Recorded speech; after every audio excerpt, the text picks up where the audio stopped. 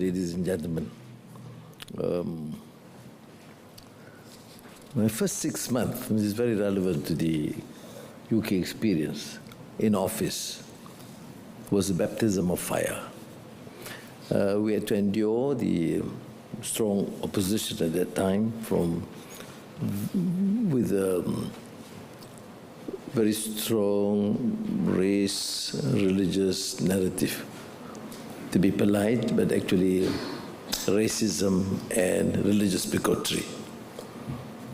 But I think with political stability, focusing on the economy, we are able to weather the storm, and now we are politically very stable.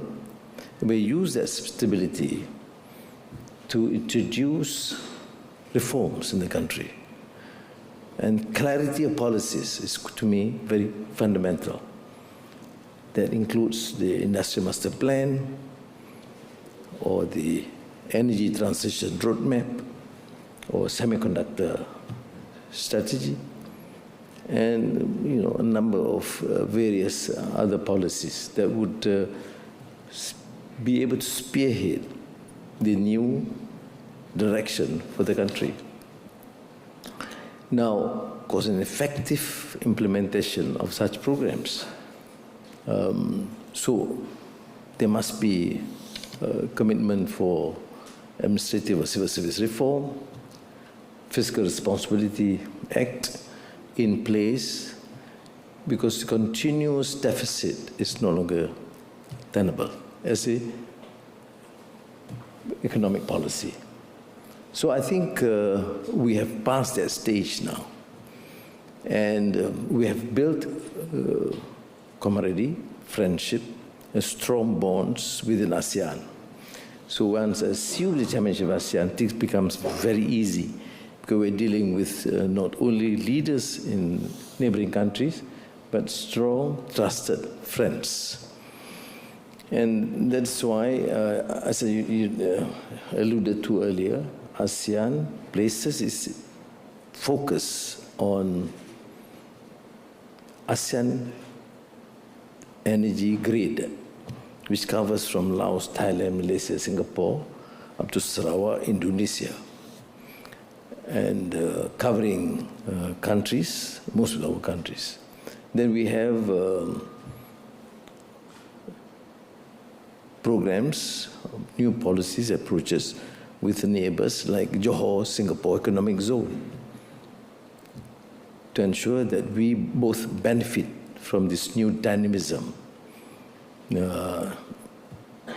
and propel this area in the south of Peninsula to Singapore, and of course covering areas surrounding Singapore, which includes Indonesia.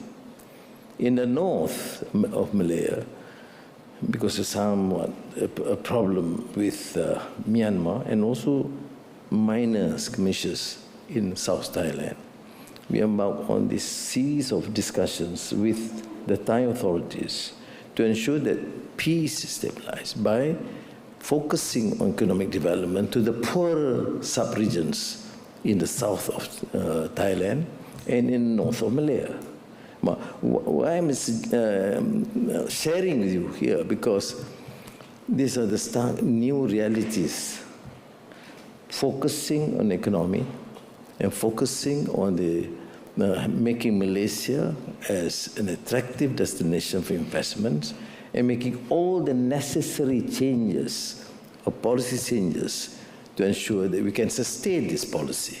But beyond this, we are talking about region. ASEAN remains, is considered to be one of the most peaceful sub-regions in the world. 700 million people, and the fastest growing economy in the world. We have absolutely no serious issues with our neighbors. I mean, yes, there is this outstanding issue with Myanmar, but the ASEAN consensus is there. Yes, we have to resolve, but based on certain principles, the 5-point consensus. And we're engaging with the Myanmar authorities now, both the junta and the opposition. So I think that is the position that we take. Then we have to move. We are fortunate, as you have heard. I don't intend to read and give you more details because of the governor here, Secretary General of Treasury here, meeting minister and the ministers here. That's their job. If I start giving all these details, they will be irrelevant after this. And most of the figures are quite known to you. And but beyond that, you see, ASEAN understands that there's limitations. Of course, there's uncertainty. They say unpredictability due to the sanction of Trump as President of the United States. I don't share that view necessarily, because finally when leaders assume responsibility, they will cater for the interests of their country and what be of course immediate benefit, but we require a global sort of a undertaking and relations, both economic, trade and investments.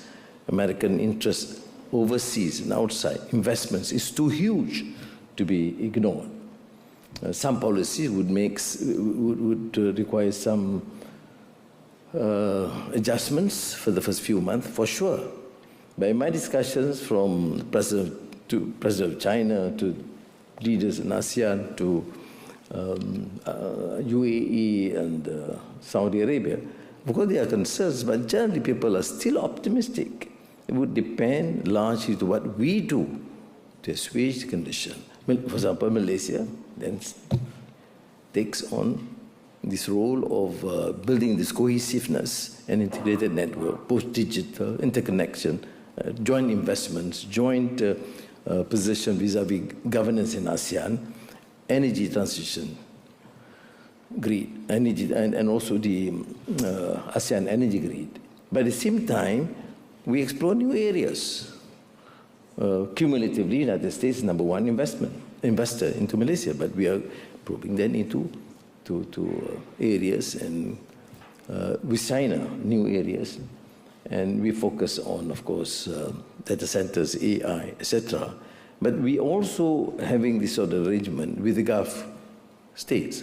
So there will be in May, end of May, for example, ASEAN GCC conference, which is interesting. We're exploring new avenues, new markets, new trading partners beyond just the West, United States, Europe, China, but also the GCC in a very meaningful manner. And this is quite unique in terms of our decision to then collaborate with the GCC and having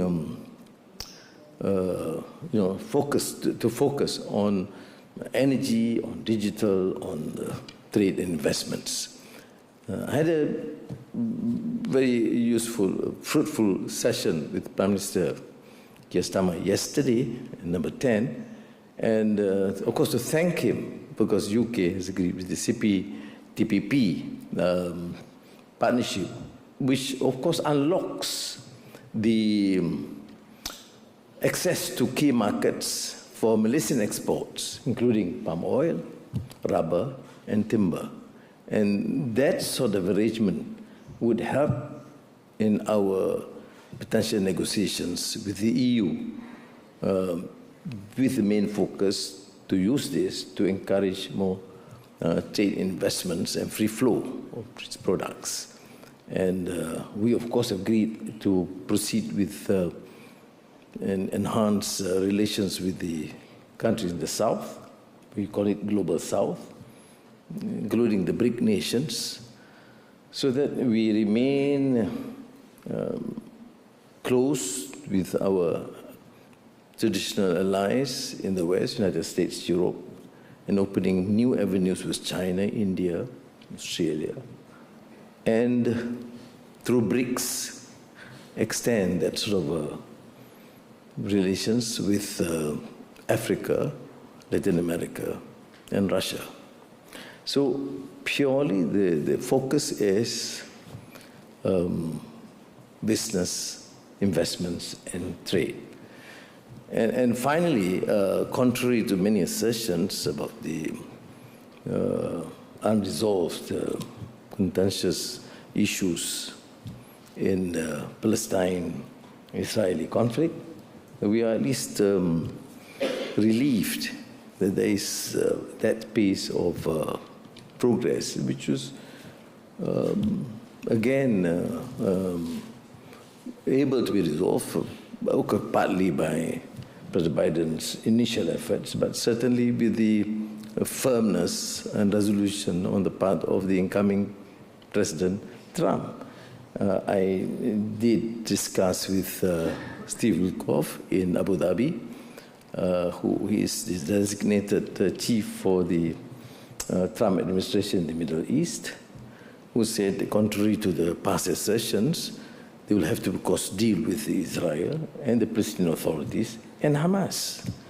Because what we are able to need to do is, to, of course, to resolve the conflict. And you must then engage with stakeholders, but impose the terms, naturally. Why I'm referring to this? Because that would mean that we are not distracted with these contentious issues, secure peace and stability, and get back to our focus and on the economy. So our, again, trajectory has been shaped by embracing innovation, global trade, human capital development. So back to business. So thank you very much.